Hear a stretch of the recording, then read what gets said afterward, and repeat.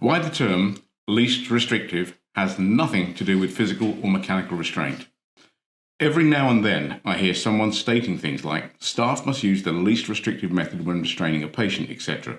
Or any physical intervention must be the least restrictive option, or words to that effect. However, those statements are wrong.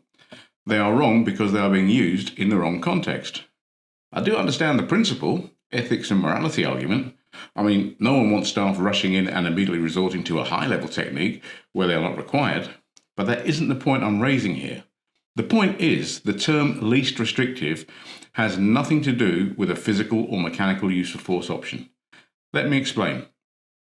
Least restrictive is a principle contained in the Mental Capacity Act, which states, before the act is done or the decision is made, regard must be had to whether the purpose for which it is needed can be as effectively achieved in a way that is less restrictive of the person's rights and freedom of action. An important point to note here is that the Mental Capacity Act is not an act that governs the use of force. Therefore, least restrictive isn't a use of force term and isn't governed by any of the laws that relate to the use of force, such as Section 3.1 of the Criminal Law Act, Common Law, and the Criminal Justice and Immigration Act.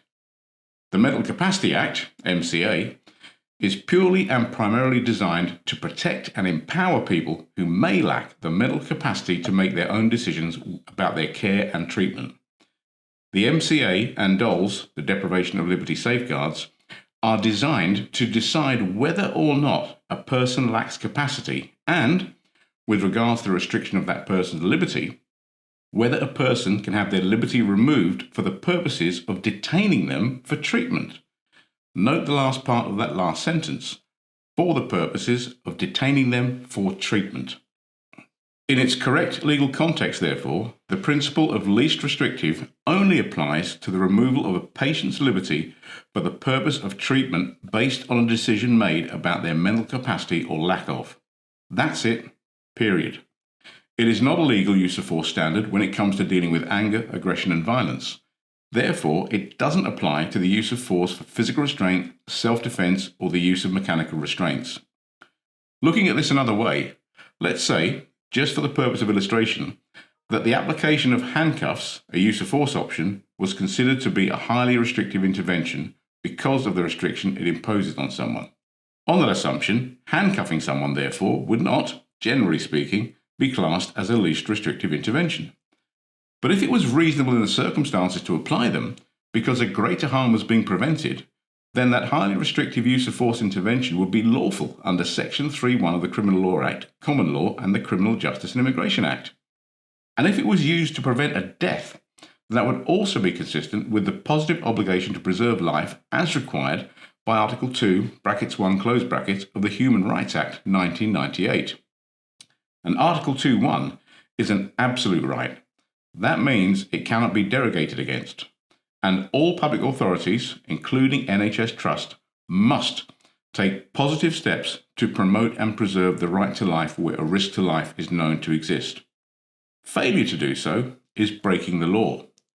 In the same way, someone could argue that a technique that causes discomfort or pain is not a least restrictive option, but a highly restrictive intervention.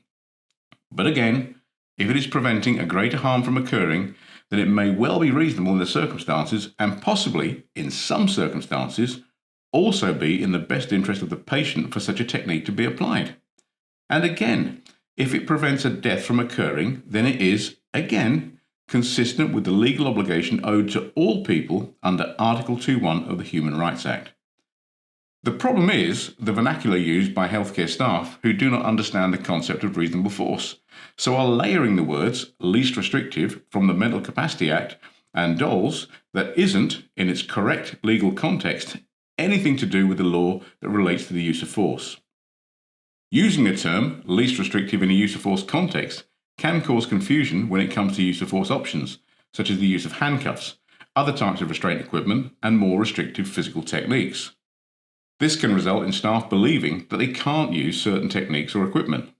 It can also result in staff believing, or acting under management duress, that any force used must be the least restrictive as opposed to reasonable. This is possibly where the incorrect legal term minimum force starts to raise its head. But as you all know, if you've been trained by me or have followed me for some time, minimum force is not a legal standard contained in any of the laws that govern the use of force. It is a social standard. In fact, it was a police invention, but I don't have time to cover that in this post. And if staff believe that they can't use certain techniques or equipment because they would not be the least restrictive option, then that could result in staff being taught to use techniques or systems of restraint that do not provide the ability for staff to effectively control a violently aggressive patient or service user. This can increase the risk of human error or failure, which in turn can lead to an injury or death occurring that could have been prevented had the correct information, instruction, and training been given around the correct legal principles. In short, organizations promoting a least restrictive approach may be commissioning training that will fail in certain circumstances, and that creates a liability for the commissioning agency. And what about a person of influence, a trainer, manager, director, inspector, etc., who is advising, instructing, or training staff that they must use a least restrictive use of force option? Well, they are giving incorrect and potentially illegal advice.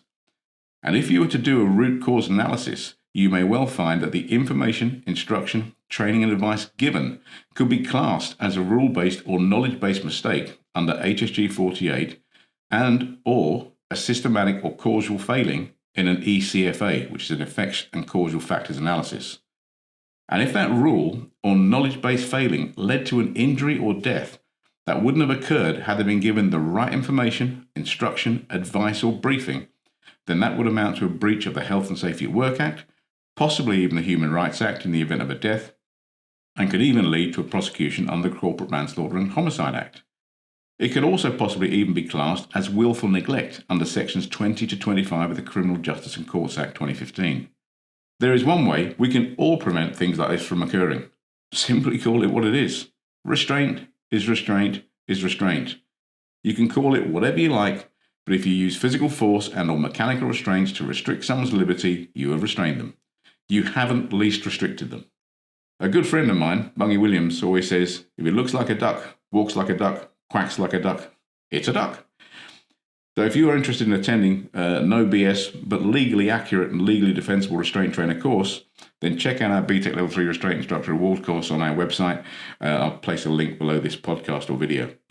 Thanks for listening, and if you have any questions, please feel free to get in touch. And if you have any comments, please leave them below. And if you want to share, feel free. All right, have a great day.